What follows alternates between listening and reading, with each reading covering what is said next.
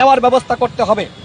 বিভিন্ন সময় অন্যায়ভাবে যে সকল পুলিশের কর্মকর্তাদেরকে চাকরিচ্যুত করা হয়েছে এবং বিডিআর বিদ্রোহের নামে যে সকল কর্মকর্তাদেরকে চাকরিচ্যুত করা হয়েছে, সেই সকল কর্মকর্তাদেরকে অনতিবিলম্বে চাকরি ফিরিয়ে দিতে হবে। আমরা যে 8 দফা দাবি জানিয়েছি, আমাদের এই 8 দফা দাবি স্বরাষ্ট্র উপদেষ্টা তিনি মেনে নিয়েছেন এবং তিনি বলেছেন পর্যায়ক্রমে আমাদের প্রত্যেকটা দাবি তিনি বাস্তবায়ন করবেন। আমরা আরেকটি দাবি জানিয়েছি, যেহেতু র্যাবের বিরুদ্ধে অভিযোগ, র্যাবের নাম পরিবর্তন করতে হবে। আমাদেরকে আশ্বস্ত করা হয়েছে অনতিবিলম্বে র্যাবের নাম পরিবর্তন করা হবে এবং পুলিশের গায়ে, র্যাবের গায়ে বা আইন শৃঙ্খলা রক্ষাকারী বাহিনী যারাই নতুন নামে বা পুরাতন নামে থাকুক, তাদের গায়ে বডি ক্যামেরা ফিট করতে হবে। সেই বিষয়টি আমরা জানিয়েছি, আমাদেরকে আশ্বস্ত করা হয়েছে।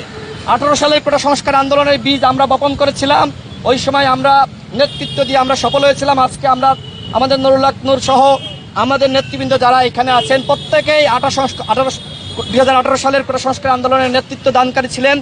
এই এনারাই আবার 24 সালের আন্দোলনে অংশ নিয়েছে, নেতৃত্ব দিয়েছে। আমাদের ভাই ব্রাদার সহযোদ্ধারা যারা 24 সালের আন্দোলনের নেতৃত্ব দিয়েছে, সকলের বিরুদ্ধে যে ধরনের মামলা করা হয়েছে 18 সাল থেকে 24 সাল, সমস্ত মামলা প্রত্যাহার করার জন্য আমরা আহ্বান জানিয়েছি এবং রাজনৈতিকভাবে